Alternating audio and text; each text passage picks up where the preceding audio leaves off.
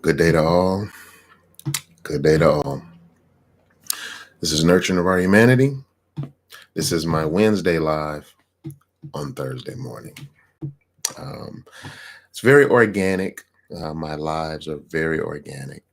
And if I'm not feeling it, I'm not going to do it. It's really as simple as that. If I don't feel it, I'm not going to do it. So I wasn't feeling it. I got here yesterday in time to do it. Just late morning, hungry, tired, didn't do it. Went and did some garden surveying, did some mentoring and the things that I do through the course of a day. Came back, wasn't feeling it, went to bed, woke up. We're going to get to it today. So let's start with the title of this video. The title of this video is Perceived Value. And I want to give not only the content, the people who helped with this content, but even the motivation of some of the content. I was listening to my buddy Javon Clark this morning, listening to some of his shorts.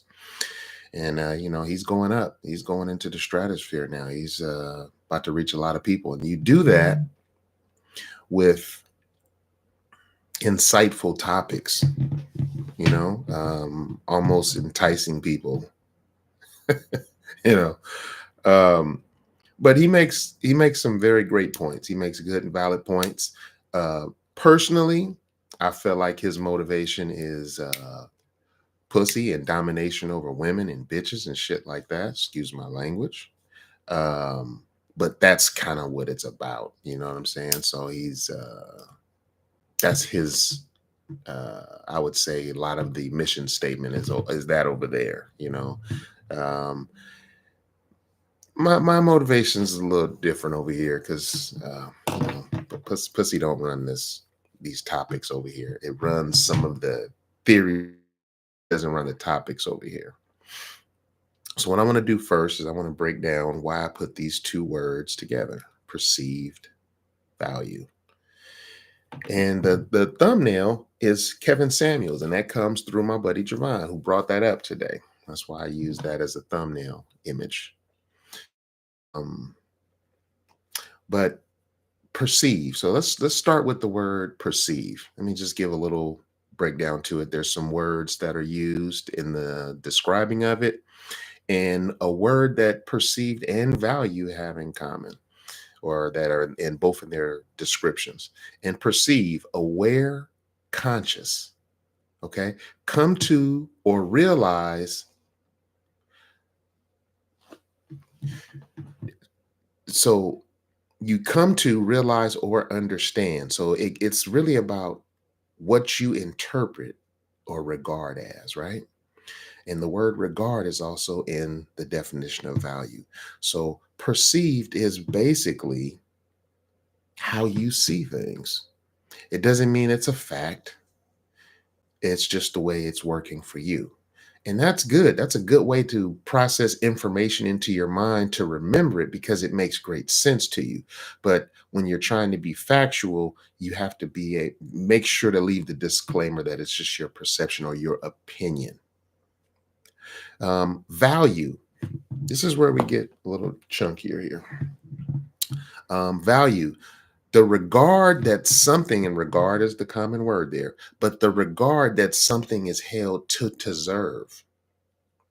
So the regard that something is held to deserve.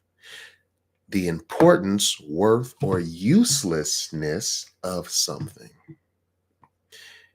This is up to your perception. You can value. There was a time where I valued toys and Hot Wheels and video games, and they don't have much value to me anymore. They're even better than they used to be. But that's not the point. The point is they don't hold value to me because in my 24-hour day, they don't bring value to me like I need. Or I'm getting more value from so many other places that's just boring and it's not the thing for me anymore. I'm not going to say that my value is everyone else's value or should be someone else's value. It doesn't work like that. But it just doesn't have much for me. It just doesn't do much for me. Um, when we talk about value, I think most people would regard that as money. I think most people would put that in the term with currency or finance or something like that. And that's what the value of something is. In my definition of money or currency, it's really the way you communicate clearly between strangers, people that don't have things in common, people that don't share um, past ties, history, anything. And in my book, that's how you communicate with those people. So someone who doesn't know you from a bag of anything, doesn't know you, doesn't go back with you, but you tell them, hey, how much do you charge for this service? You guys discuss the value of that and how many dollars and pennies and it's going to be worth. And then they come out to you because they're coming for that. So it's a way that strangers can communicate.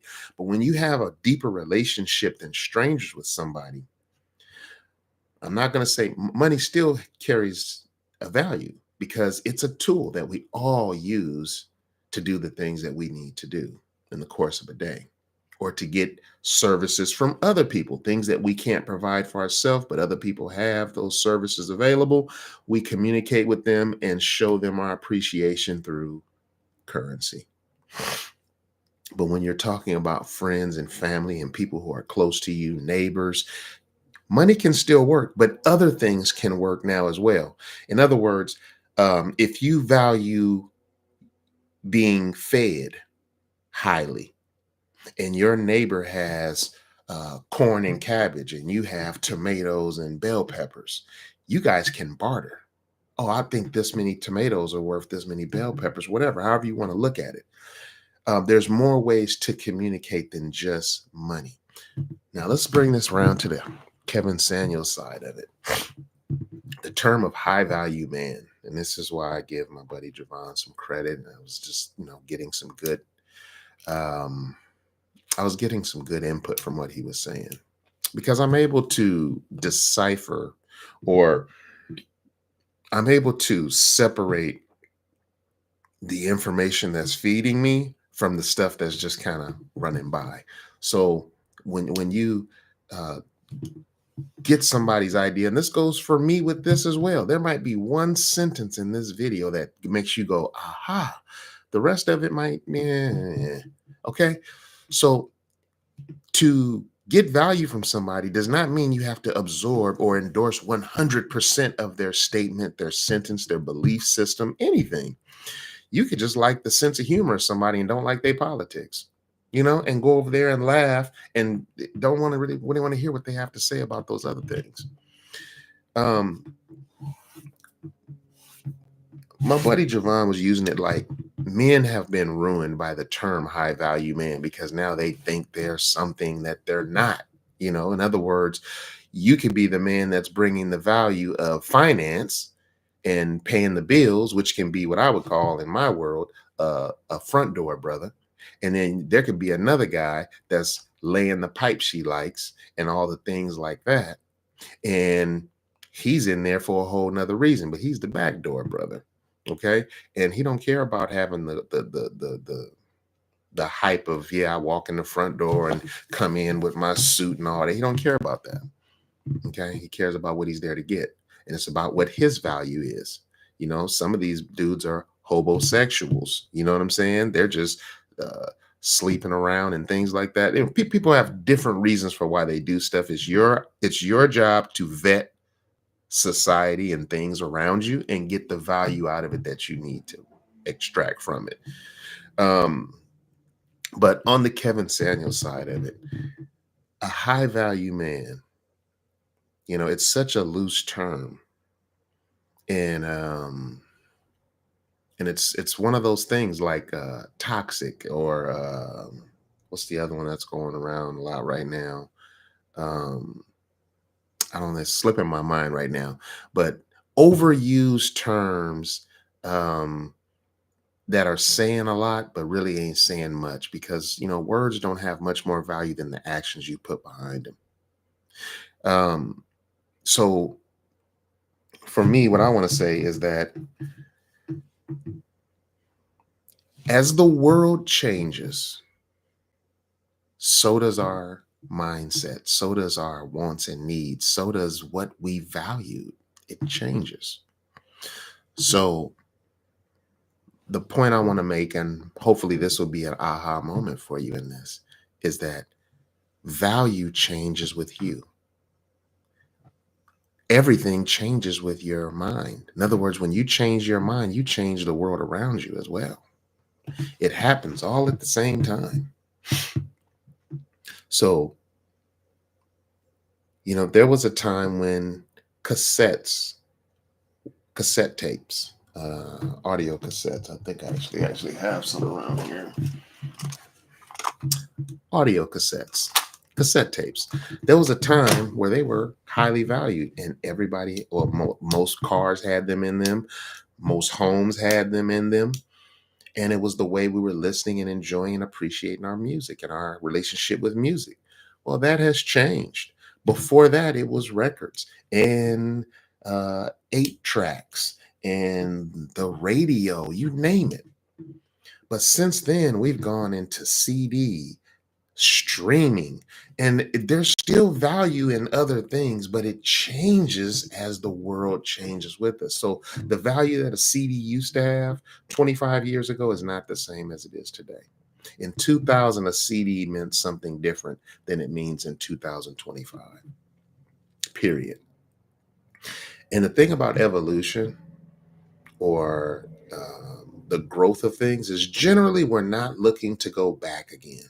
We're not trying to go back to where we were. Those things inherently lose more value.